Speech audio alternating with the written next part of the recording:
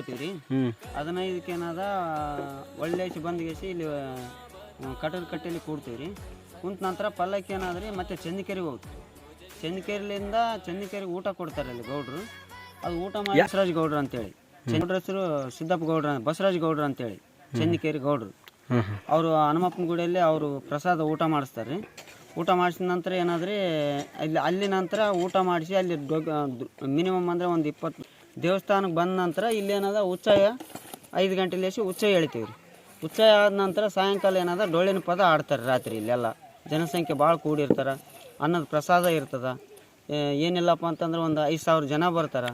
ಅವ್ರಿಗೆಲ್ಲರೂ ದೇವದುರ್ಗ ತಾಲೂಕು ಎಲ್ಲ ಜನ ಹಳ್ಳಿ ಜನ ಬರ್ತಾರೆ. ಹಳ್ಳಿ ಜನ ರೀ. ಅಮ್ಮಪುರ, ಮಂಗಳೂರು, ಮಾನಮಟ್ಟಿ, ಸುರಪುರ ತಾಲೂಕು, ಹುಣಸಿಗೆ ತಾಲೂಕು, ಲಿಂಗಸೂರು ತಾಲೂಕು, ದೇವದುರ್ಗ ತಾಲೂಕು ಮತ್ತು ಇಲ್ಲಿ ಇದ್ದಂಥ ಎಲ್ಲ ದೊಡ್ಡಗಳು ಎಲ್ಲರೂ ಬರ್ತಾರೆ. ಆಮೇಲೆ ದೇವದುರ್ಗ ಸಮಸ್ತ ಭಕ್ತಾದಿಗಳೆಲ್ಲರೂ ಇಲ್ಲಿ ಬರ್ತಾರೆ.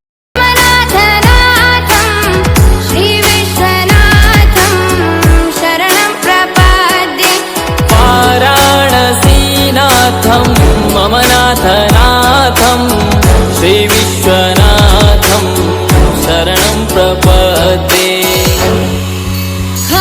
ಯಾವ ಊರಣ್ಣ ನಿಮ್ಮದು? ಎಷ್ಟು ದಿನ ಆಯ್ತು ಕೆಲಸ ಮಾಡಕತ್ತು ಇಲ್ಲಿ? 10 ದಿನ ಆಯ್ತು ಅಣ್ಣ. ಎಷ್ಟು ಗಾಲಿ ಕಿತ್ತೀರಿ ನೀವು?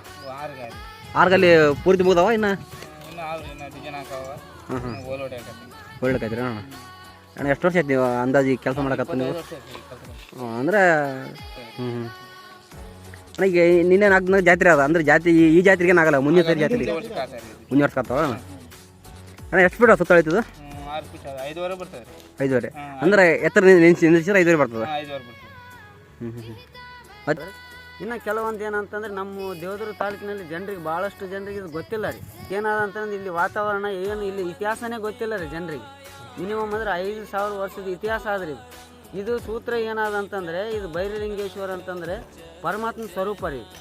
ಇಲ್ಲಿ ಮೇನ್ ಸ್ಥಳ ಎಲ್ಲಿ ಅಂತಂದ್ರೆ ಆದಿಚುಂಚನಗಿರಿ ಅಂತೇಳಿ ಅದೇ ಸೂತ್ರನೇ ಇಲ್ಲಿ ರೀ ಬೈರಲಿಂಗೇಶ್ವರ ಅಂತೇಳಿ. ಇಲ್ಲಿ ಜನರಿಗೆ ಏನಾದಂದ್ರೆ ಇಲ್ಲಿ ವಾತಾವರಣ ಇನ್ನು ಇತಿಹಾಸ ಏನು ಗೊತ್ತಿಲ್ಲ ರೀ.